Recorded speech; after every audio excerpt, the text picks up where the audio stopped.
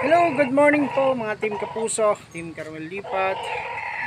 Ayan, tayo po ngayon ay magtatanim naman, no? Dito po tayo sa probinsya, tatanim po natin ng talong, eggplant.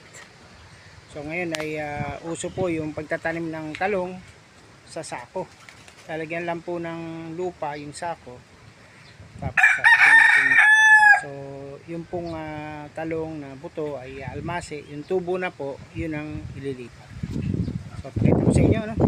Ayan. So, sa mga hindi po nakasubscribe sa aking channel, Dong Tigidong Highlights at saka Dong Tigidong, please, punta po kayo sa ating channel. Subscribe na po para po mas marami pa kayong matutunan sa ating mga content na pagtatanim. Kita nyo yan. Papakita ko sa inyo yung ating sibol na talong. Ayan. Tapos i-ready na po natin yung lupa. Yan, pakita ko sa inyo. Yung ating mga kinuhang lupa, galing po yan sa kanal na din rain. Ano yan tawag doon? Inalis po yung mga sobrang lupa sa kanal. Inahon sa taas, ano? Tapos inipin natin dito. Meron na po tayo dito nililipat. Meron kasi dito nabugbog, oh, sayang naman. Nabugbog yung isa. Lipat na natin itong nabugbog, natuyo na kasi siya.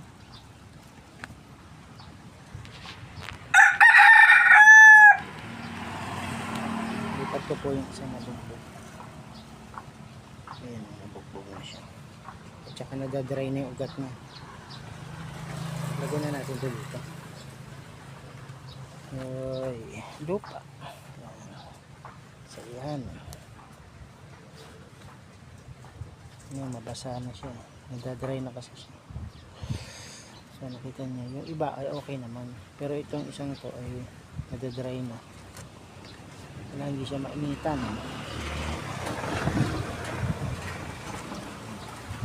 So diligin natin ng konting tubig. Yung iba okay pa eh. Yung natuyong mabuti ang lupa, yun ay natuyo na. Tapos tayo ng konting tubig para madiligan natin siya.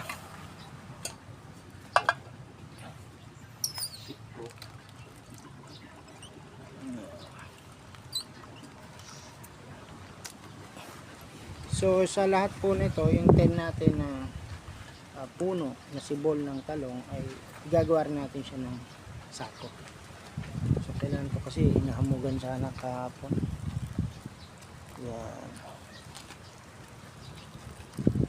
Presko, sana mabuhay siya. Hey, so yung iba naman, tanim naman tayo dito. Ito, marami rin itong lupa na ito. Mayroon tayo ng dali lang, kanya guys, ang liit lang na paso-paso.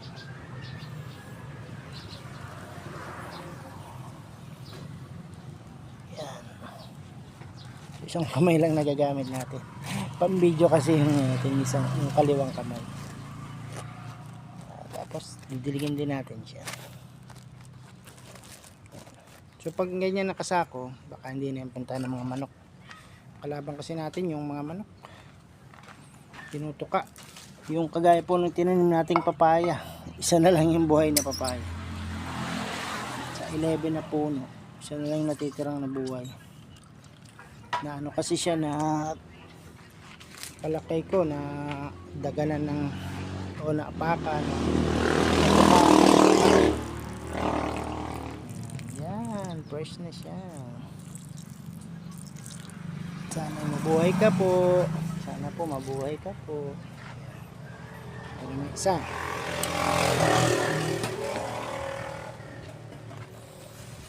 Ito ay papreskon din natin yung ating binhi. Diba?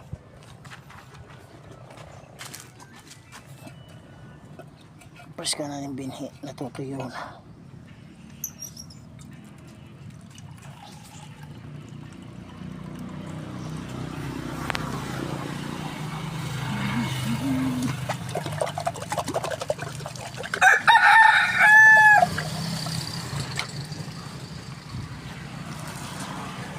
So, medyo marami tong lupa na nakuha ko dito.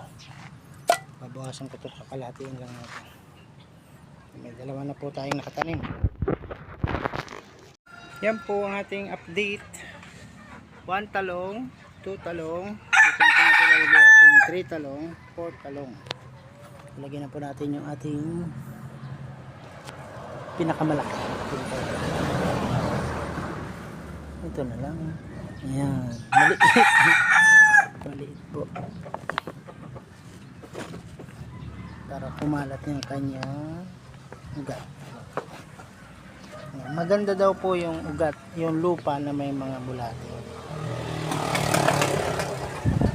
Pinakain po yun ng mga manok. Yan, okay.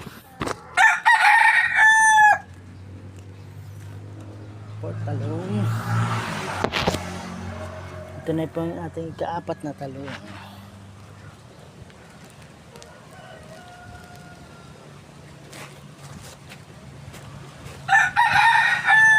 Pinagyan natin yung damo. Yan, okay.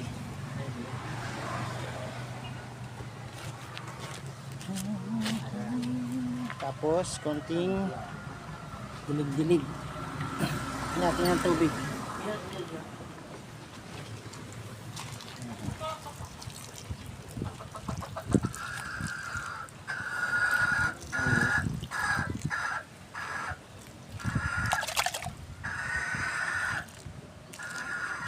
Apat na talong na po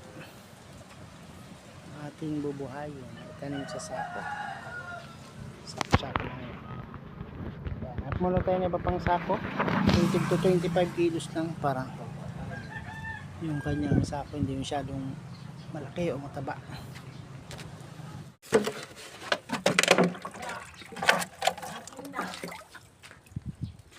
Amo! Amo! Ito po, kuha po tayo ng tubig pandilig. Tubig ano po, didilig natin, tubig ulan. Yun po kasi nga tubig sa water district ay maraming chlorine, ano? Yan. So basahin muna natin itong ating pagtataniman. May nakuha ulit tayong 2 sako. So total natin ay ano po, ito didilig natin, dyan ay hamog. Ito na po isa, 2, mas nauna pang tumubo yung mga damo. Punutin natin yung damo para talo natin yung damo. 2, ayun po yung pangatlo. Talong sa sako, yan. Okay, so meron pa tayo ditong pang-4. Meron pa tayong pang-4 yan. Kita nyo naman yung tanim ko, katabi niya ay chrysanthemum. Yan, maganda rin yung chrysanthemum. Hindi pa lang siya. Ayan, ito malado na. 4, ito po yung pang-5.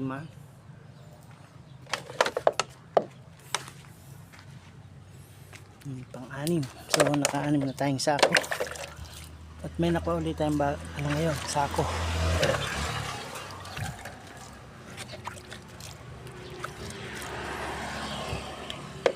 Dalawang sako. So total ay 8 na. Tanim na po natin yung pinaka malaki. Ito po. So yun, total natin ng katanim ay ito na. 1, 2, 3, 4, 5, 6, 6, 7, 8. So pag ganyang seedling po, huwag muna natin lagyan ng yung pandilig na maraming chlorine. Maganda po yung sa ulan.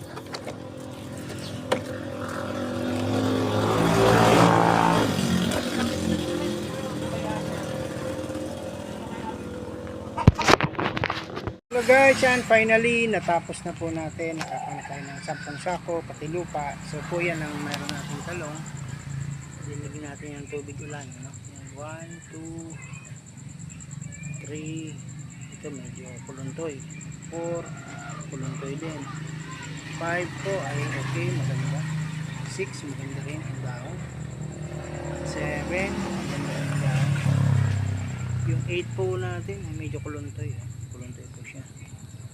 9 and 10. Yung 10 maganda rin ng daw. Sana po tuloy-tuloy na po yung pagganda ng daw niya. Ayan. Ayan, okay na. Abang na lang tayo dito. Naganan sa bilig. Sa kung ano man maging kalaban niya. Pwedeng uod. Pwedeng manok. Thank you so much sa panonood. Abangan nyo po kung ito po ay magbibideo ulit tayo pag ang update niya po ay mamumulaklak na. See you guys. Salamat po. Diyan lang po yung sa harap ng bahay.